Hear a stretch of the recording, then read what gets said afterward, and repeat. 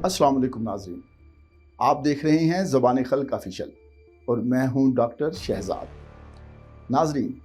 ہم سب تصویر کا صرف ایک رخ دیکھ رہے ہیں اور اسے ڈسکس کر رہے ہیں، یعنی وزیر اعظم عمران خان صاحب کے اقتدار پر تحریک عدم اعتماد کی صورت میں اپوزیشن جماعتوں، مقامی اور بین الاقوامی دشمنوں کی یلغار اور اس کے نتیجے میں پیدا ہونے والی غیر یقینی کی صورتحال نہ صرف پاکستان کے طول و عرض میں بلکہ دنیا بھر میں زیر بحث ہے،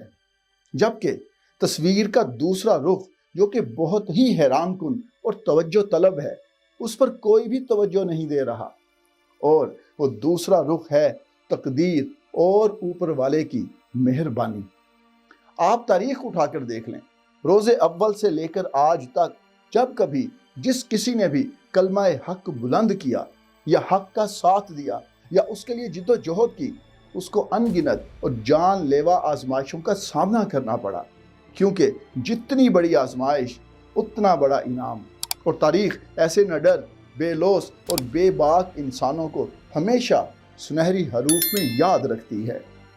اگر آپ وزیر اعظم عمران خان صاحب کی زندگی اور اس میں آنے والے نشیب و فراز پر نظر دوڑائیں تو معلوم ہوتا ہے کہ ماضی کے گلیمرس بوائے سے لے کر اقوام متحدہ کے فورم پر واش گاف انداز میں سینہ تان کر بابانگ دوہل کلمہ حق بلند کرنے، دنیا کے بیسٹ آل راؤنڈر سے لے کر بیسٹ فلنتھراپسٹ بننے، ورلڈ کپ جیتنے سے لے کر شوکت خانم ہاسپٹل اور نمل یونیورسٹی تعمیر کرنے، اور ٹانگا پارٹی سے لے کر موسٹ پاپولر اور حکمران پارٹی بننے، پاکستان کی آزاد خارجہ پالیسی سے لے کر امریکہ کو ایبسولوٹلی ناٹ کہنے کے سفر تک، اس نے ہر ناقابل یقین کیفیت، حالات اور شکست و ریخت کا سامنا کیا ہے۔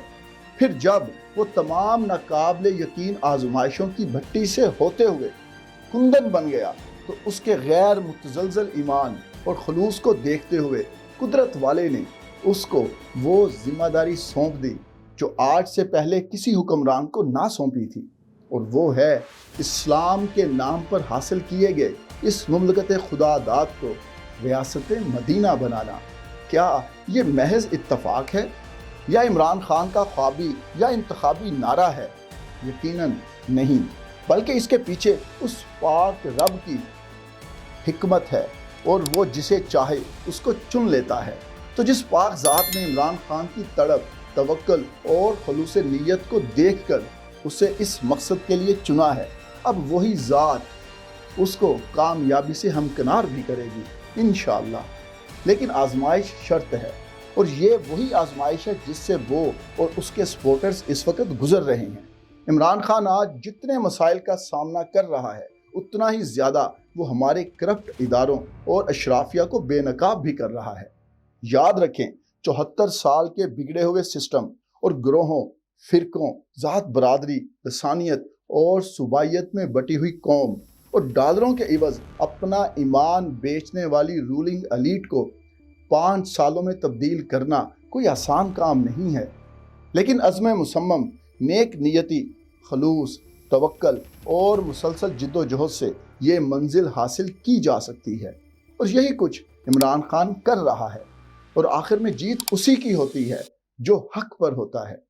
تو مخالفین جتنا مرضی مذاق اڑا لیں، ادارے جتنے مرضی روڑے اٹکا لیں، عدلیہ جتنا مرضی مجرموں کا ساتھ دے لے، میڈیا اور اینکرز جتنا مرضی پروپیگنڈا کر لیں، اتحادی جتنا مرضی بلیک میل کر لیں، وزیر و مشیر جتنی مرضی بونگیاں مار لیں، پی ٹی آئی کے اپنے لوگ جتنی مرضی بغاوتیں کر لیں، اور اپوزیشن بیرونی آقاؤں کی ایما پر تحریک عدم اعتماد کے ساتھ ساتھ جتنی مرضی سازشیں کر لے، عمران خان کو جیتنے اور ریاست مدینہ بنانے سے کوئی نہیں روک سکتا،